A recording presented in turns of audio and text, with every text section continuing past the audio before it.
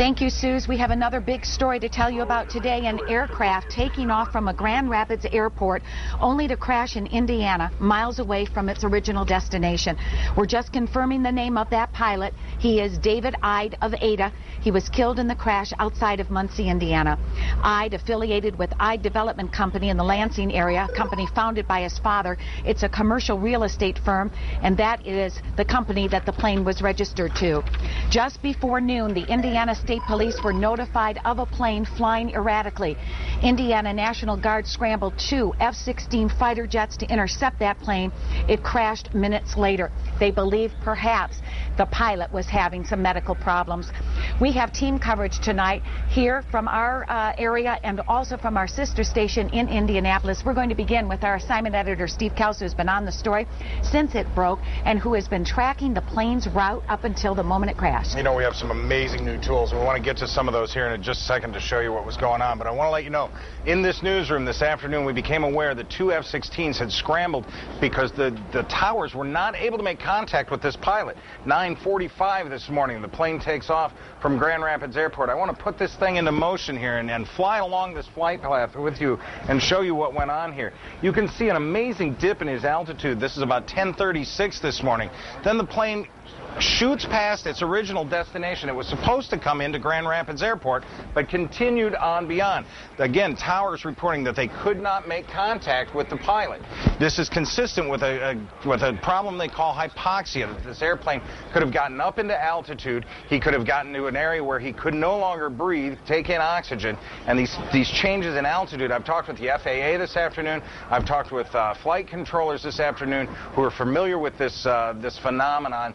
And they say it could have been as the plane dipped, he got into thicker air, got some oxygen in him, and then came to and tried to right the plane again. So this accounts and is consistent with some of these things that we see going on in the dips and swoops of the airplane. Also, we've noticed from going through these logs that his speeds vary incredibly. At one point, 10:41, 133 miles an hour.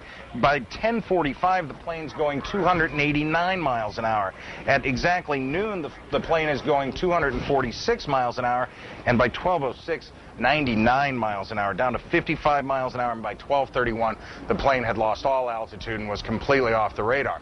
It fell to the ground just outside of Albany, Indiana, in rural Randolph County, and that's where Wish TV8, our sister station's Jay Hermosinski, is standing by live. Jay, I understand you've talked with some witnesses today, been able to survey the wreckage site. Can you tell us what you found out there? Sure, Steve. This is the Cornfield where the plane went down. It's about a half a mile in. You can see this path here that emergency vehicles drove back towards the wood line to get to the downed airplane.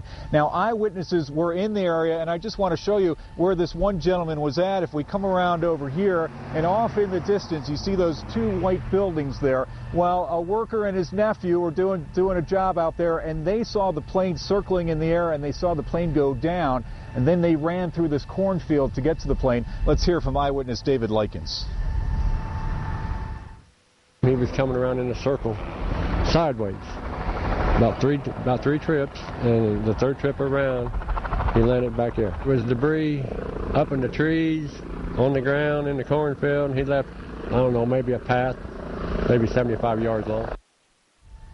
There was a fire at the crash site, a lot of smoke, says Likens, and debris in the trees scattered for about 75 yards. Right now, Federal Aviation Administration crash investigators are here on site. They had to come up from Indianapolis to get here. They're back there now. They're starting their investigation. They have brought in lights. If they need to stay here through the dark hours, they will do that. And as they investigate and release information, we'll provide that information to you. Reporting live in Randolph County, Indiana, Jay Hermosinski, 24 Hour News 8.